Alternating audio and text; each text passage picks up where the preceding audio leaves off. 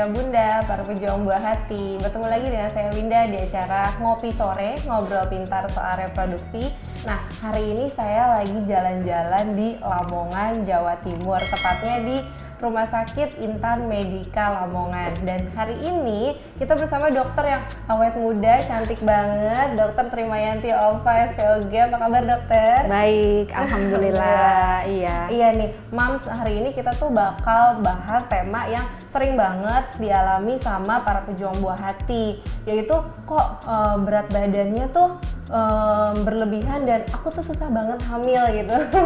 Banyak banget nih dok dari teman-teman para pejuang buah hati yang gimana sih caranya aku nurunin berat badan biar aku cepet hamil seperti itu. Nah, di sini nanti aku akan bacakan semua titipan-titipan pertanyaan dari ayah bunda di rumah yang saat ini sedang menyaksikan kita di YouTube Klinik Fertilitas Indonesia. Oke, dok, yang pertama nih dok, mitos atau fakta gemuk itu menjadi salah satu faktor penyebab sulit hamil?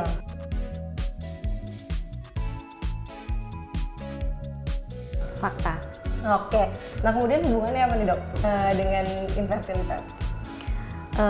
Jadi orang-orang yang gemuk, yang mengalami overweight sampai obesitas, banyak yang mengalami gangguan hormonal.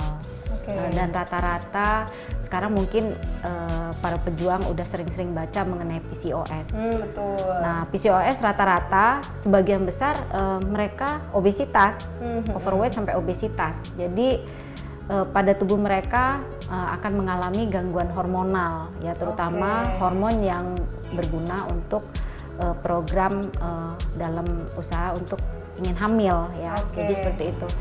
Jadi penting sekali nanti kita salah satu program untuk sukses program hamil adalah menurunkan berat badan. Menurunkan berat badan. Iya. Oke, nah dok, untuk mengukur BMI yang sesuai nih dok sama tubuhnya bunda-bunda di rumah tuh gimana dok? Jadi mengukur BMI atau indeks massa tubuh yaitu berat badan dalam kilogram dibagi tinggi badan dalam meter kuadrat. Bila Mams berat badan dengan BMI 19 sampai 24, berarti Mams dalam keadaan normal weight atau berat badan ideal. Oke, berarti itu yang ideal ya dok? Ideal. Kalau di atas itu berarti udah overweight ya? Ya, jadi overweight dikatakan overweight bila lebih dari 24. Oke. Dikatakan obesitas bila lebih dari 29 atau 30. Oke. Tapi underweight juga nggak boleh. Underweight juga nggak boleh? Nggak boleh.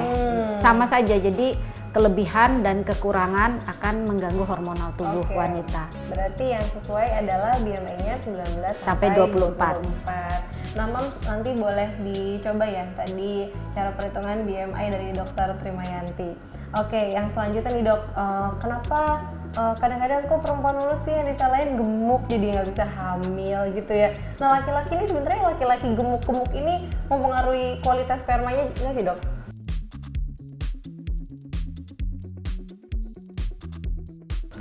Jadi ada penelitian mengatakan bahwa sebetulnya pria juga yang obesitas itu bisa terganggu kesuburannya karena dengan obesitasnya akan terganggu salah satu hormon pria itu testosteron. Akhirnya nanti akan mengganggu produksi sperma juga. Seperti itu. Jadi secara tidak langsung nanti akan mengganggu kesuburan pria. Berarti kualitas spermanya terganggu ya dok? Terganggu, bisa terganggu. Oke, nah untuk pria berarti harus mencapai BMI sesuai juga atau gimana dok? Iya, sebaiknya seperti itu. Sekalian kalau misalnya pasangan moms and dad juga sama-sama overweight atau obesitas, bareng-bareng nurunin beratnya biar semangat. Oke. Lebih romantis kayaknya tuh kalau nurunin berat badan olahraga bareng. Iya. Oke, selanjutnya nih dok ya, kalau tadi kita tuh membicarakan tentang obesitas, dan obesitas tuh kebanyakan berhubungan juga sama PCOS ya dok ya, walaupun PCOS semuanya nggak semuanya gemuk juga ya dok. Iya. Nah kemudian program hamil yang sesuai nih dok untuk ayah bunda yang mengalami PCOS tuh apa aja sih dok?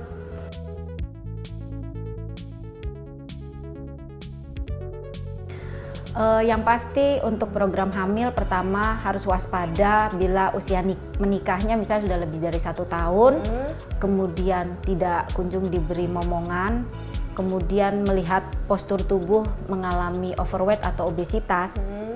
mam harus segera konsul. Biasanya nanti akan kita jelaskan bahwa untuk pasien-pasien obesitas, overweight, lifestyle nomor 1 ya, yang pasti adalah menurunkan berat badan.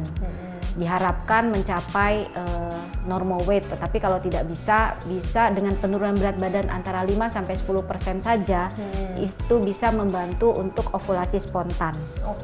Kemudian berikutnya adalah olahraga. Olahraga tidak usah yang berat, yaitu ringan sampai sedang, misalnya yoga, pilates, kemudian jogging. Tidak usah olahraga yang berat yang memakan waktu lama dan tenaga yang dikeluarkan berlebihan. Kemudian berikutnya adalah segera untuk dilakukan bila memenuhi syarat, bisa dengan promil alami. Kita bantu untuk diprogram dengan memberikan obat-obatan kepada ibu hamil dengan ibu promil dengan PCOS. Jadi sebenarnya pakai alami pun bisa ya, Dok? Bisa. Yang penting merubah lifestyle, berat badan turun sampai 10% ya, Dok ya. Itu bisa alami asal sesuai syaratnya ya, Dok ya. Mungkin kalau misalnya syaratnya tidak memenuhi, bisa ke program hamil lainnya ya, Dok ya. Iya, bisa. Baik, Dok, untuk terakhir nih, Dok ya, ada tips nggak nih, Dok, untuk atau sedikit semangat nih untuk ayah bunda di rumah yang saat ini mungkin mengalami PCOS atau obesitas dan tidak percaya diri karena sampai saat ini kok aku belum hamil nih gitu. Dokter coba semangatnya, Dok, untuk ayah bunda di rumah. Silakan. Untuk mam dan dad yang belum sampai saat ini belum mendapatkan buah hati, bila moms mengalami PCOS dan mengalami obesitas, semangat untuk terus menurunkan berat badan dengan cara mengatur pola makan, tidak banyak mengkonsumsi karbohidrat dan manis-manis, kemudian jangan lupa olahraga bersama suami biar happy dan semangat. Dan yang penting adalah harus yakin bahwa kita bisa hamil. Tetap ikhtiar, berdoa dan yakin. Terima kasih banyak Dr. Trimayanti Alfa. Moms, terima kasih telah menyaksikan untuk acara Ngopi Sore hari ini. Semoga tadi yang kita bicarakan bermanfaat banyak ya, Dok ya, dan semoga tadi semangat yang diberikan Dr. Trimayanti segera menular ke moms gitu. Sampai jumpa di acara Ngopi Sore berikutnya. Semoga kita bisa bertemu lagi dengan tema yang lebih menarik lainnya dengan Dr. Trimayanti Alfa dari Rumah Sakit Intan Medika Lamongan. Saya undur diri bersama Dr. Trimayanti. Assalamualaikum warahmatullahi wabarakatuh. Sampai jumpa.